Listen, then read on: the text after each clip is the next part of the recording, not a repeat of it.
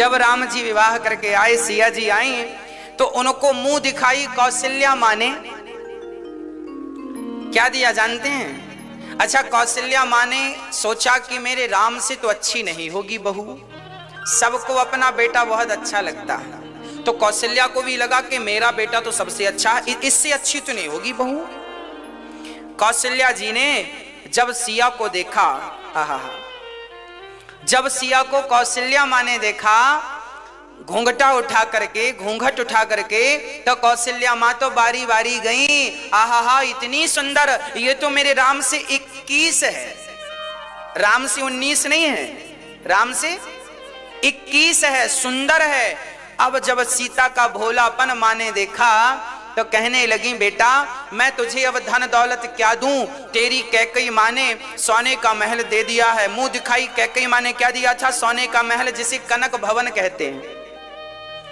इतना प्यार करती थी कैकई जी। अब कौशल्या ने कहा, सिया मैं तुझे क्या दूं, एक काम कर, मैं अपने राम से बहुत प्यार करती थी और राम का जो सुंदर सा मुखड़ा है ना, चेहरा, मैं उससे देखा करती थी, और मैं अपने राम को किसी को नजर उठाकर देखने नहीं देती थी, कहीं कोई मेरे राम को नजर ना लगा दे। कोई राम को घूरने लगे ना तो कौशल्या माँ के खड़ी हो जाती थी, मेरे राम को मत देखो ऐसे। राम का मुख केवल कौशल्या जी देखा करती थी, बाकी किसी को मुंह चेहरा नजर उठाकर माँ ज्यादा देर देखने नहीं दिया करती थी।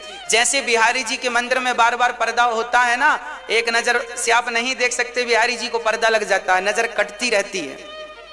ऐसे कौशल्या माँ राम के इर्द गिर्द रहा करती थी, कोई नजर उठा के देखे ना, राम का एक टकी मतलब टकटकी लगा के कोई दर्शन ना करे। पर आज कौशल्या मैया ने सीता को देखकर कहा, सीता जा, किसी ने तुझे सोने का महल दिया, किसी ने सोने का धन सोना चांदी दिया, जा, आज से राम के मुख पर आज से तेरा कब्जा रहेगा। मैं अपना अधिकार छोड़ करके राम पर मैं तेरा अधिकार, तुझे अधिकारी बनाती हूं।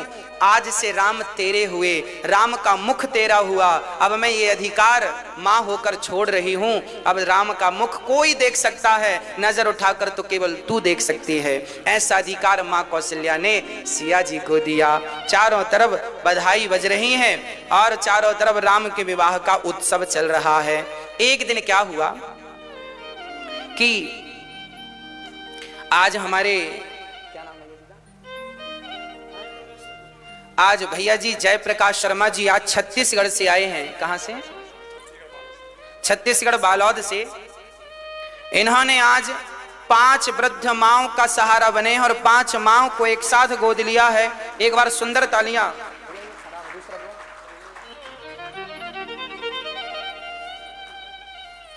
पांच माओं का आप सहारा बन रहे हैं। यहां जो वृद्ध माएं रहती हैं, उन माओं की सेवा में आप अपना योगदान सहयोग कर रहे हैं। भगवान इनको सुखी रखें, संसार का हर सुख इन्हें प्राप्त हो, ऐसी हमारी शुभकामनाएं हैं। आप भी आशीर्वाद दीजिए कि इनकी हर इच्छाएं बिहारी जी पूरा करें, सारा मनोरथ सिद्ध हो। आप जब किसी अच्छे कार्य में अपना सहयोग देते हैं तो ईश्वर जरूर आपको अपने कृपा से भर देते हैं। यहां वृद्ध माएं रहती हैं, जिन माओं को आप सभी के सहारे की जरूरत है। वो वृद्ध माएं जिनके अपने बच्चों ने घर से निकाल दिया है, ऐसी वृद्ध माओं की सेवा करने का यदि आपको अवसर मिल रहा है तो आप भी किसी एक मां का सहारा बन सकते हैं, है ना? किसी एक मां को आप भी थाम लीजिए, किसी एक मां की उंगली। प्रिय भक्तों, एक दिन क्या हुआ, हाँ,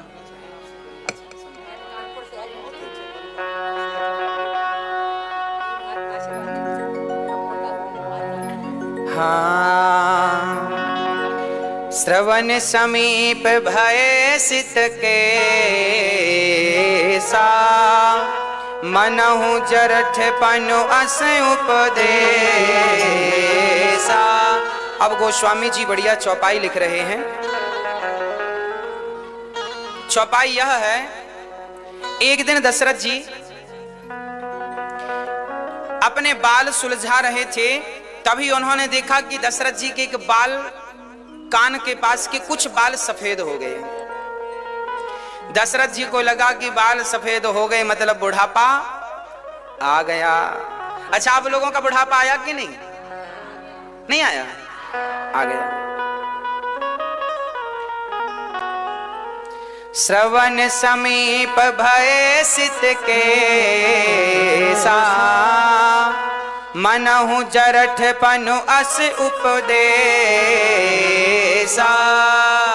मानो ये बाल उपदेश कर रहे हैं कि देखो, अच्छा आपका हैप्पी बर्थडे टू यू और आपके बालों का हैप्पी बर्थडे टू यू एक ही दिन होता है ना। जब आपका जन्म हुआ तो बाल भी संग थे, पर जब पैदा हुए थे तब खोपड़ी में बाल काले थे, अब कैसे हैं? सफेद। मानो बाल कह रहे हैं कि तुम्हारा और हमारा हैप्पी बर्थडे टू यू एक ही दिन आता है, पर तुम और हम में अंतर इतना ही है कि हम काले थे अब गोरे हो गए। अब तुम भी अपने काले कारनामे बंद करो और गोरे तुम भी हो जाओ। बाल कह रहे हैं अब काले काम बंद करो और भगवान में मन लगाओ, भगवान में ध्यान लगाओ पूरा। अब तो बड़े ध्यान से सुनिएगा, ये जीवन भगवान के भजन के लिए दशरथ जी को लगा बेटा बड़ा हो गया है, राम को राजा बनाए और हम बाबा जी बने, अब जाएं भगवान का भजन करें घर सब छोड़ के। अच्छा, दशरथ जी को तो ये विचार आ भी गया। आजकल लोगों को ये विचार आता भी, बूढ़े होके वो वहीं रहे आएंगे, पर मन से घर निकलता नहीं है। बूढ़े बूढ़े लोग बेटा बेटी के चक्कर में पड़े हैं। इसलिए कहते हैं भगवान का नाम जवानी में ले लो, बुढ़ापे का इंतजार ना करना। देखो दशरथ जी ने बुढ़ापे में भगवान का भजन करने का सोचा, तो देखो बुढ़ापे में जब सोचा तो कैसे बिगड़ता है बुढ़ापा। दशरथ जी का बिगड़ गया बुढ़ापा। पत्नी ने कह दिया कि अब दशरथ जी बेचारे जरा सुनिएगा, हम तो आपसे निवेदन करेंगे कि आप अपना बुढ़ापा ना बिगड़ने दीजिएगा। समय रहते सब देखो, समय पर सब काम हो जाने चाहिए, समय पर सब कर लो। समय पर पैसे कमाना चाहिए, समय पर दान पुण्य करना चाहिए, समय पर शादी विवाह करना चाहिए, समय से बच्चे होने चाहिए, समय से बच्चों का विवाह करके समय से मन भगवान में लगा लो। यही समय की सार्थकता है ना। जो समय भजन का है, 50 साल के बाद उम्र इशारा करती है 51 जाओ वन, 52 जाओ वन।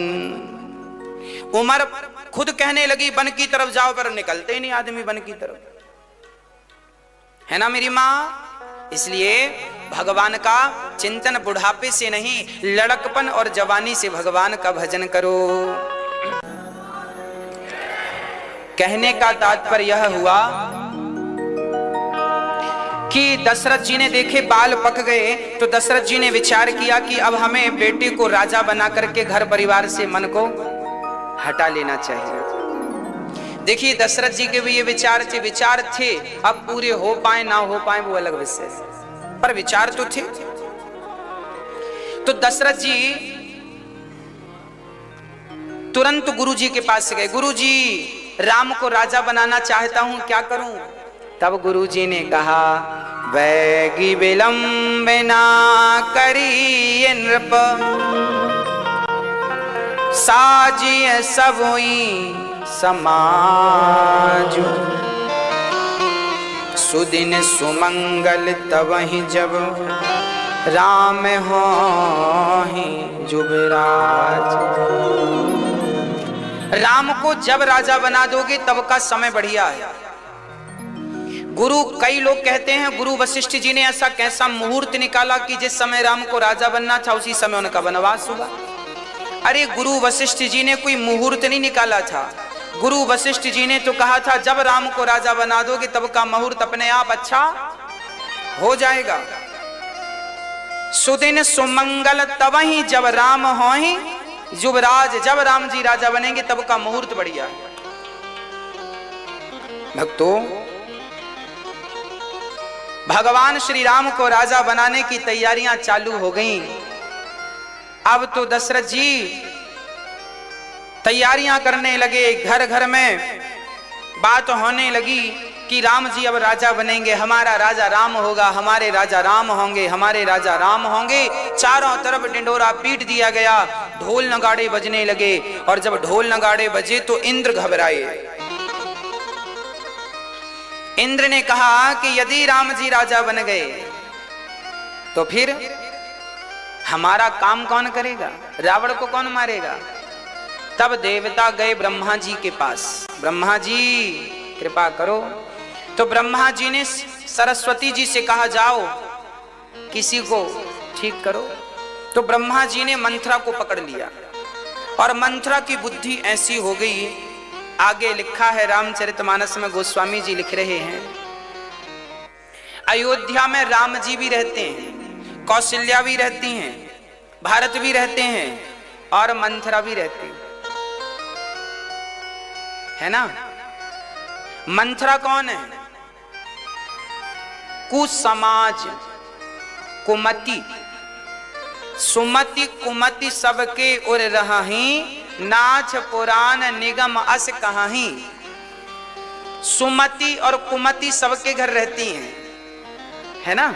अच्छाई और बुराई सबके घर रहती है। किसी के घर अच्छाई ज्यादा होती है तो किसी के घर बुराई ज्यादा होती है।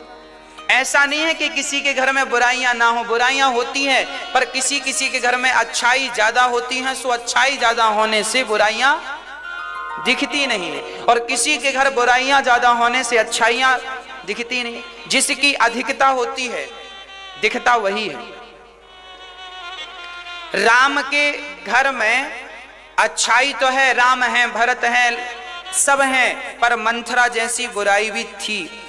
अच्छा, मंथरा जो है ये कैकई के नगर से आई है दहेज में। मैं पहले ही कह चुका हूं, दहेज की कोई भी वस्तु काम की नहीं होती। आप जरूर मरते हैं दहेज दहेज दहेज। दहेज का साला कौन? शकुनी, है ना। इतिहास जरा उलट कर देखिएगा। दहेज में मिले थे गांधारी के भाई, किसको? धृतराष्ट्र को। धृतराष्ट्र को साले साहब दहेज में मिले थे कि हमारी शकुनी के पिता ने कहा कि हमारी बिटिया तो अंधी है, पट्टी बांध ली, अब कौन उसका सहारा बनेगा, तो भाई को ले जाओ। तो शकुनी ने कसम खा ली थी। अच्छा, पितामह भीष्म ने जबरदस्ती विवाह करवाया था कि मेरे भाई, मेरे धृतराष्ट्र से विवाह करो भाई से, गांधारी का, नहीं तो मैं दंड दूंगा। अब पितामह बलवान थे, इनसे लड़ेगा कौन।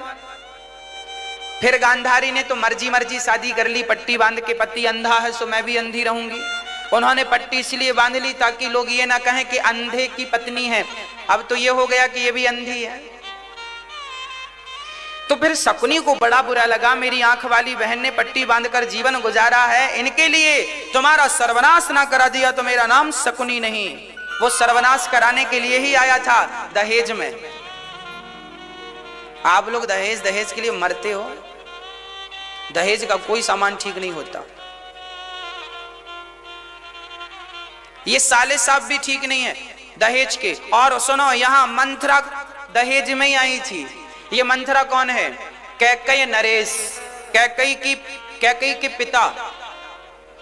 कैकई के पिता के घर में मंथरा के पति काम करते थे, कोई मंत्री पद पर थे, पर इन्होंने गलत करना शुरू कर दिया। गलत अर्थात भ्रष्टाचार, गलत किया होगा। तो कैकई के पिता कैकई नरेश ने मंथरा के पति को मृत्यु दंड दे दिया। अब मंथरा तो तिलमिला गई, मेरे पति को मार डाला, मेरा सुहाग उजाड़ दिया। तब मंथरा ने कसम खाई कि कैकई नरेश, आपने मेरे सुहाग को उजाड़ा है, तुम्हारी भी एक ही बेटी है कैकई, इसके सुहाग को मैं ना उजाड़ दिया और इसके घर में आग ना लगा दी तो मेरा नाम मंथरा नहीं। ये मंथरा भी दहेज में आई थी दशरथ जी के साथ, कैकई के साथ। दशरथ जी के विवाह में कैकई आई तो मंथरा भी आई। नाम मंथरा मंदमती, ये मंदमती है। चेरी कई केरी, अजस पिटारी ताही करी, गई गिरा मति फेर। नाम मंथरा। जब मंथरा ने देखा कि नगर में बड़ा हल्ला है, बड़ा शोर है, पूछा क्यों भैया क्या हो रहा है? किसी ने कहा राम राजा बने हैं, तुझे नहीं पता? मंथरा को तो आग लग गई, राम राजा। जब काहू के सुने बड़ाई, श्वास ले जनु जूड़ी आई। कुछ दुष्ट लोग ऐसे होते हैं जो दूसरों की प्रशंसा सुन करके जल जाते हैं, है ना? ऐसे लोग समाज में होते हैं, और समाज में छोड़ो, अयोध्या में भी ऐसे लोग हैं। अच्छा, मंथरा को मौका कब मिला? जब भरत जी नहीं थी। भरत जी ननिहाल गए। भरत जी हैं सत्संगी। भरत जी कौन है? जब सत्संग चला गया ननिहाल, तो फिर कुमति को मिल गया मौका। कुमति, ये मंथरा है कुमति, और भरत है सत्संगी। जब सत्संग आप छोड़ देते हैं तो अपने आप आपकी बुद्धि कुबुद्धि हो जाती है। जब तक सत्संग करेंगे तो अच्छे अच्छे विचार आएंगे, और सत्संग छोड़ देंगे तो विचार भी बुरे हो जाएंगे, गंदे हो जाएंगे। अर्थ क्या हुआ? जब आप सत्संग का त्याग करते हैं या छोड़ते हैं, अपने आप, अरे सूर्य अस्त होते ही अंधकार कहीं से लाना नहीं पड़ता, अपने आप अंधकार छा जाता है। सत्संग का अभाव हुआ कि अपने आप कुसंग अपने आप पांव पसारने लग जाता है। सत्संग और कुसंग दो ही तो हैं। सत्संग जाएगा तो कुसंग आएगा, और सत्संग आएगा तो कुसंग चला जाएगा। अब आपको कुसंग चाहिए कि सत्संग चाहिए, मर्जी आपकी है ना? इसलिए मन सत्संग में लगे, कुसंग से मन हटे। मंथरा ने देखा कि नगर सज रहा है, बड़ा कष्ट हुआ उसे, हृदय जल गया। तो धीरे धीरे लाठी टेकती हुई गई कैकई के पास। कहां जाएगी? कैकई के पास गई। उस समय कैकई मां विश्राम कर रही थी, दिन में खा पी कर लेटी थी। आंख लग गई, है ना? आप लोग सोते हैं कि नहीं दिन में?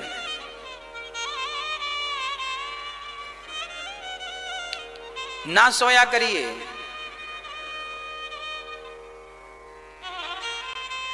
कैकई सो रही हैं तो मंथरा क्या बोलती? हाँ, कुछ दिन और सो लो, आगे से तो दिन में सोने को मिलेगा नहीं। कैकई बोली, मंथरा तेरा दिमाग खराब हो गया, क्या बोल रही है? आगे से सोने को नहीं मिलेगा? क्यों नहीं मिलेगा सोने को? अब कैसे सोगी? देखो, ये जो मंथरा जैसे लोग होते हैं ना, बड़ी चतुराई से बात करते हैं। आज भी मंथरा जैसे लोग समाज में पाए जाते हैं, जो अच्छे खासे घर में भी आग लगा दे, इन्हें मंथरा कहते हैं।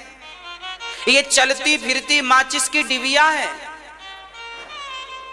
चलती फिरती माचिस की एक तीली इनकी पर्याप्त है जलाने को, और ये तो भरी है हजारों तीलियों से। बच के रहियो मेरी मां। अच्छा, आप लोग तो नहीं लगाते किसी के घर में आग? आग ना लगाया करो, बाग लगाया करो। बाग, बगीचा। आग तो जलाती है और बगीचा तो आनंददायक है। सब बगीचे में बैठना चाहते हैं। जीवन में वाणी ऐसी हो, व्यवहार ऐसा हो कि आपके व्यवहार से, आपकी वाणी से सामने वाले के घर में बाग लग जाए, अर्थात उसे शांति का अनुभव हो। आपके संस्कार से, आपकी संगति से किसी के बसे बसाए घर को मंथरा की तरह उजाड़ ना देना। मंथरा बोली, हाँ हाँ सो, आगे से सोने को नहीं मिलेगा। कैकई बोली, क्यों नहीं मिलेगा? तुम्हें पता नहीं है क्या? नहीं नहीं, हमें कुछ नहीं पता। अरे बातें मत बनाओ, सब पता है तुम्हें। कैकई बोली, क्या पूछ रही हो, क्या बता रही हो? कुछ तो बता, हमें कुछ नहीं पता। मंथरा बोली, सुनो, अब राम राजा बनने वाले हैं। आपको सूचना मिली? अच्छा, दशरथ जी ने सबको सूचना दे दी थी, कैकई को सूचना नहीं दी थी। कैकई को सूचना इसलिए नहीं दी थी क्योंकि दशरथ जी को लगा कि हम कैकई को खुद जाकर कहेंगे। सारे मंत्री संतरियों से कह दिया था कैकई को कोई सूचना न दे, क्योंकि हम सरप्राइज देना चाहते हैं। क्योंकि कैकई ही ऐसी मां थी जो बार बार ये कहा करती थी दशरथ जी से, राम को राजा कब बना रहे हो, राम को राजा कब बना रहे हो। 50 बार कह दिया था कैकई ने। तो दशरथ जी को लगा राम को राजा के रूप में यदि देखकर किसी को खुशी होगी तो कैकई को सबसे ज्यादा खुशी होगी। पर आज देखो, आपकी बुद्धि कितनी भी अच्छी क्यों ना हो, आपके विचार कितने भी अच्छे क्यों ना हो, पर मंथरा जैसे लोगों से बच के ही रहना। मंथरा जैसे लोग मिलेंगे तो कितनी अच्छी बुद्धि क्यों ना हो, मंथरा जैसे लोग बिगाड़ ही देंगे। कैकई की बिगाड़ दी तो आपकी और हमारी क्या है। कैकई जैसी मां बिगड़ गई, को न कुसंगत पाए नसाही। अरे कुसंग पाकर भला इस सृष्टि में नाश किसका नहीं हुआ, ये तो बता दो। जिन जिनका नाश हुआ है केवल कुसंग पाकर ही तो हुआ है। इसलिए आप अपने घर के वातावरण को, अपने बच्चों के वातावरण को कुसंग से, जो माँ बाप अपने बच्चों को कुसंग से बचाने में सफल रहे वो माँ बाप जंग जीत गए, और जो माँ बाप अपने बच्चों को कुसंग से ना बचा सके वो जंग हार गए। आज समाज में सबसे बड़ी चुनौती है कि बच्चों को कुसंग से बचाना है। हर जगह कुसंग है, घर के बाहर कुसंग है, और तो ठीक है अब तो घर पर ही कुसंग है। सबसे बड़ा कुसंग का साधन है मोबाइल। आजकल मोबाइल सबसे बड़ा कुसंगी है। आजकल किसी की जरूरत नहीं है, एक मोबाइल दे दो बच्चों को, अपने आप नाश हो जाएगा। किसी का भी नाश कराना हो, सत्यानाश कराना हो, मोबाइल पकड़ा दो, सत्यानाश हो जाएगा। आप अपने बच्चों का नाश कराना चाहते हैं तो मोबाइल देते रहो उनको, क्योंकि मोबाइल में हर चीज है आजकल, अच्छी से अच्छी और बुरी से बुरी। इसलिए जो माँ बाप अपने बच्चों को आज के युग में 21वीं सदी 2021 में जो माँ बाप अपने बच्चों को मोबाइल से बचा लेंगे वही माँ बाप जंग जीत पाएंगे, नहीं तो जंग हार जाओगे। मोबाइल आजकल किसी की जरूरत नहीं है। पहले लोगों को डर लगता था हमारा बेटा कहीं शराबी की संगत ना कर ले, कहीं जुआड़ी की संगत ना कर ले। आजकल इनसे डरने की जरूरत नहीं है, इनसे तो डरो, पर सबसे बड़ा तो मोबाइल है। एक मैया ने हमें अपनी बात सुनाई। उन्होंने कहा गुरुजी, अयोध्या में कथा थी, तब वो मैया आई, जम्मू कश्मीर क्षेत्र की थी। उन्होंने हमसे कहा महाराज जी हमारा बेटा, एक ही बेटा था और हमारी शादी के बहुत सालों बाद पैदा हुआ, तो बड़ा लाड़ प्यार का था। तो हम मांगा मोबाइल, तो हमने मोबाइल दिला दिया। पिता ने मना किया मत दिलाओ मोबाइल, पर बेटे को जिद किया तो मोबाइल दिला दिया।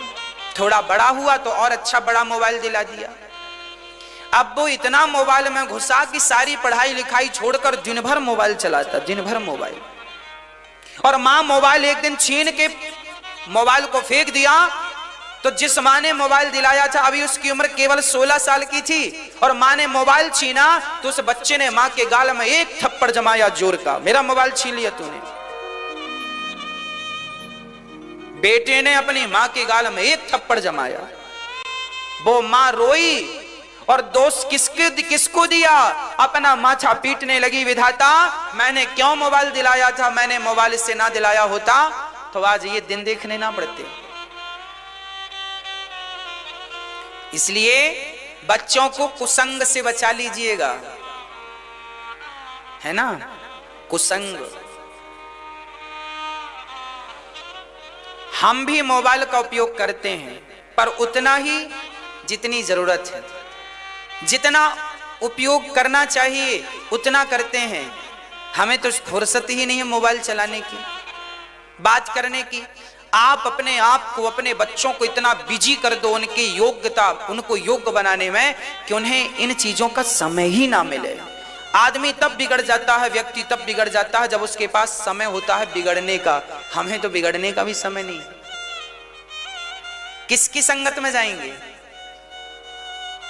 है ना। भगवान में, अच्छे कामों में अपने आप को बिजी कर दो बस। खाली दिमाग शैतान का ही होता है, खाली रहेगा तो कुछ उल्टा सीधा ही करेगा या सोचेगा। कैकेयी कहती हैं तू क्या कहना चाहती है? तब मंथरा ने स्पष्ट किया कि राम राजा बनेंगे तो उनकी मां कौशल्या महारानी बनेंगी, और फिर वो महारानी कौशल्या तुमसे अपने पांव दबाएंगी, पोंछा लगवाएंगी, झाड़ू लगवाएंगी, तुम्हारे भरत से काम करवाएंगी। अब तो पूरी सौतनों की कथा सुना डाली मंथरा। सुनो, कद्रू विनीता को सुनो। कश्यप की पत्नी कद्रू और विनीता एक सर्प की मां थी, एक गरुड़ की मां थी। एक दिन एक ने कहा कि सूर्य भगवान का घोड़ा वाइट है, सफेद है। तो सर्पों की मां ने कहा सफेद नहीं है, काला है। चलो शर्त लग गई। बोले जो शर्त जीतेगा वो हारने वाले को दासी बनाएगा। ठीक है। तो सर्पों की मां ने सांपों से कहा जाओ सूर्य भगवान के घोड़े में तुम लिपट जाओ तो काला हो जाएगा। तो सांप काले काले गए और सब लिपट गए तो काला हो गया। विनीता हार गई, कद्रू शर्त जीत गई। अब कद्रू शर्त जीत गई। देख लो घोड़े काले हैं, तुमने कहा था सफेद है, अब मेरी दासी बनो। तो कद्रू विनीता से अपने कपड़े साफ करवाती, आते जाते गाल पे 2 थप्पड़ जमाती। दोनों सौत थी ना, एक ही पति की पत्नियां थी कश्यप की।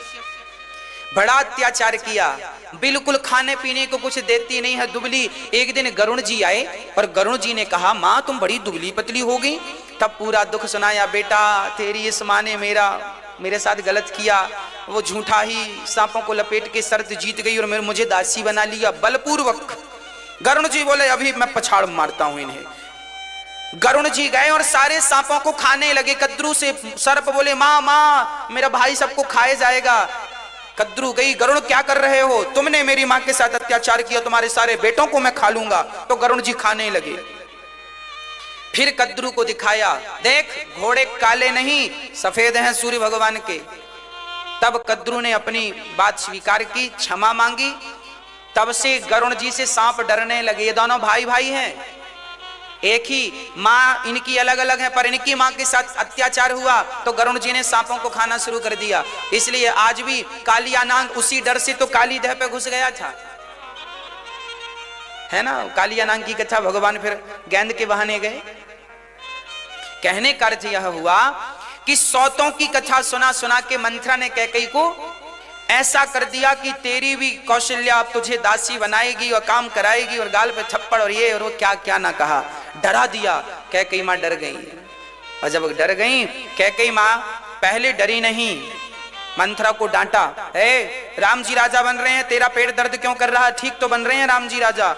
मंथरा बोली हमें क्या नुकसान है राम राजा बने, कुछ नहीं, पर हमें तो तुम्हारी चिंता है, तुम्हारे भरत की चिंता है। याद रखना ऐसे लोग ऐसी ही बातें करते हैं कि हमें तुम्हारी चिंता। ऐसे लोगों से आप बच जाए ना, बढ़िया है। कैकेयी ने डांटा है, पर डांटते समय मुस्कुरा दी ना कैकेयी मां, हंस दी तो बात बिगड़ गई। काने खोरे कुवरे कुटिल कुचाली जान, तिय विशेष पुनि चेरी कहीं, भरत मां तुम मुस्कान। मुस्कुराई, सारी बात कह दी। अब कैकेयी बोली तो मंथरा आप बताओ अब मैं क्या करूं? कैकेयी मंथरा समझ गई कि मेरा तीर काम कर गया। मुस्कुराई बड़ी खुश। एक काम करो, तुम्हारे पति ने 2 वरदान देने को कहा था। देखो कैकेयी को याद नहीं था, इसने याद दिलाया।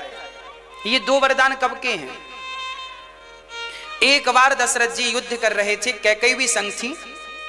युद्ध करते करते दशरथ जी के पहिए पर बाण लगा और रथ से पहिया निकलने वाला था कि कैकेयी ने अपनी उंगली डाल दी। इनकी उंगली लहू लुहान हो गई। दशरथ जी युद्ध जीते। दशरथ जी ने देखा देवी आपकी उंगली में चोट कैसे है? तब पूरी बात बताई कि ये रथ का पहिया निकल जाता तो आप रथ से गिर जाते, युद्ध हार जाते, मैंने उंगली डाल दी। दशरथ जी बड़े प्रसन्न हुए। अच्छा, मेरी रक्षा के लिए आपने अपने प्राण संकट में डाले देवी, जाओ मैं तुम्हें 2 वरदान दूंगा, जो तुम मांग लो आज मैं 2 चीजें तुम्हें दूंगा। कैकई ने कहा उधार नहीं, जब जरूरत पड़ेगी मांग लेंगी। आज कैकई ने अब मांगा, किसके कहने पर? मंथरा के कहने पर भूमिका कैसे बनाए? तो मंथरा बोली सुनो, पहले कोप भवन में जाओ। कोप भवन में चली गई, सारे आभूषण श्रृंगार उतार दिया और दशरथ जी बड़ी प्रसन्नता से आए कि चलो कैकई को आज सरप्राइज देंगे कि देखो तुम कहती थी, अब हमने राम को राजा बनाने का संकल्प ले लिया। राम को राजा बनाने की घोषणा सब तक हुई, अब कैकई के कानों में वो वचन जाएंगे। पर जैसे ही दशरथ जी गए तो कैकई अपने महलों में नहीं थी। दासियों ने कहा महारानी कोप भवन में गई। अब तो दशरथ जी घबराए, पांव के तले से जमीन खिसक गई। अरे कोप भवन! दशरथ जी डर गए। डरते डरते डरते डरते डरते दशरथ जी कोप भवन में गए, देखा तो अंधकार, चारों तरफ अंधकार। समझ में नहीं आया क्या करें। गए, एक नन्हा सा दिया जल रहा था। उस दीपक के प्रकाश की ओर दशरथ जी बढ़े तो एक डरावनी सी सूरत सामने। दशरथ जी डर गए, ध्यान से देखा ये तो कैकई है। अरे देवी क्या हुआ? दशरथ जी ने बड़े प्यार से कैकई की तरफ अपना हाथ बढ़ाया, उसके शरीर पर हाथ रखा तो कैकई ने दशरथ जी का हाथ पकड़ के यूं झटकार दिया। दशरथ जी बोले देवी क्या हुआ? कैकई बोली, कैकई बिल्कुल शांत है, कोई प्रत्युत्तर। दशरथ जी बोले क्या हुआ देवी, तुम्हें किससे भय है बताओ? किसने तुम्हारा क्या बिगाड़ा है? आज मैं किसको रंक से राजा और राजा को रंक बनाऊं? आज कह दो, जिसको कहोगी रंक बनाने को से रंक बना दूंगा, जिसको कहोगी राजा बनाने को राजा बना दूंगा। और कैकई यही चाहती थी, राम को, राम रूपी राजा को रंक बनाना चाहती है और भरत को राजा बनाना चाहती है। यही तो सपना है। दशरथ जी ने कहा मैं राम की 100 शपथ खाकर, अच्छा मंथरा ने कहा था कि जब तक राम की शपथ ना खाएं दशरथ जी तब तक वरदान ना मांगना, क्योंकि झूठ बोलना। उसी प्रकार जब राम राजा बनेंगे ये बात कही तो कैकई इतने, उनका हृदय इतना जला मानो बीछी ने डंक मार दिया, पूरा शरीर जल गया कैकई का। राम को राजा सुनने की खबर।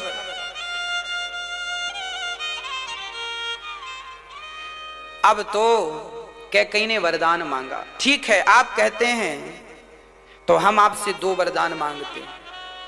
क्या मांगती हो मांगो। तो कैकई ने पहले वो वरदान मांगा, पहले राम का वनवास नहीं मांगा कैकई ने, क्योंकि 2 ही तो बाण थे, तीसरा तो ऑप्शन था नहीं। कैकई बड़ी चतुर है। अच्छा कैकई अपने घर में आग क्यों लगा रही है? क्योंकि कैकई को लोभ आ गया, मैं महारानी बनूंगी। ये राजगद्दियों की लालच और लोभ कोई आज से थोड़ी है, सदियों से चली आई है। जब जब जीवन में लोभ जागा है मेरी मां, तब तब विनाश हुआ है। मैंने कल बताया था कि परसों कि पाप का बाप लोभ है। पहले भारत का राज्य तिलक मांगा कैकई ने। क्या कहा? सुनहु प्राण प्रिय। देखो कैकई के शब्द, कैकई दशरथ जी से कह रही है सुनहु प्राण प्रिय। अब क्या कह रही है? जब व्यक्ति कुछ मांगता है ना बड़ी मीठी बातें करता है। कैकई कह रही है सुनहु प्राण प्रिय। दशरथ जी को अभी हाथ नहीं रखने देती थी शरीर में, ऐसे झटकारती थी, और अब कह रही है सुनहु प्राण प्रिय। प्राणों के प्रिय बोल रही है। देखो जरा, झूठ बोलने की भी हद आदमी पार कर देता है। सुनहु प्राण प्रिय भावत जी का, मेरे जी को जो भाया वो मैंने मांगा, तो मांगो क्या मांगती हो? सुनहु प्राण प्रिय भावत जी का, देहु एक बर भरतहि टीका। पहला वरदान दो कि मेरे भरत को आप इस राज्य गद्दी का राजा बनाओगे। दशरथ जी बोले बस इतनी सी बात। अरे मेरे लिए तो राम और भरत कोई अलग अलग नहीं है, बस इतनी सी बात, चलो मैंने राजा बनाया। अच्छा, दशरथ जी के अंदर भरत को लेके कोई सपने में भी कपट नहीं था, कपट तो इनके अंदर था, कोई कपट नहीं था। बड़ा प्रेम से दशरथ जी स्वीकार कर लिए, ठीक है मैं राम को भरत को राजा बना दूंगा, कोई प्रॉब्लम नहीं, मेरे लिए भरत और राम एक ही है, कोई दो नहीं है, एक ही। अब दूसरा जो मांगा वो वरदान ने तो दशरथ जी के प्राण ही ले लिए। मांगू दूसर बर कर जोरी, पुरवहु नाथ मनोरथ मोरी। पहला वरदान जब मांगा तो कैकेयी ने हाथ नहीं जोड़ा दशरथ जी के, क्योंकि वो वरदान बिना हाथ जोड़े उसे पता था मिल जाएगा। पर ये जो दूसरा वाला ये कठिन था, इसलिए कैकेयी ने मांगा हूं दूसर बर कर जोरी। अब देखो हाथ जोड़ लिया, कठिन है ना। और इसने मंथरा ने कपट में इन्हें पीएचडी करा दी रात भर में, कैसे कैसे करना है सारे विधान बता दिए। गलत गुरु मिल जाए, मंथरा जैसे गुरु मिल जाए तो कैकेयी जैसों की बुद्धि कैसी बिगड़ती है सुनो। हाथ जोड़ कर कैकेयी कह रही हैं, तापस वेश विशेष उदासी, 14 बरस राम बनवासी। तापस वेश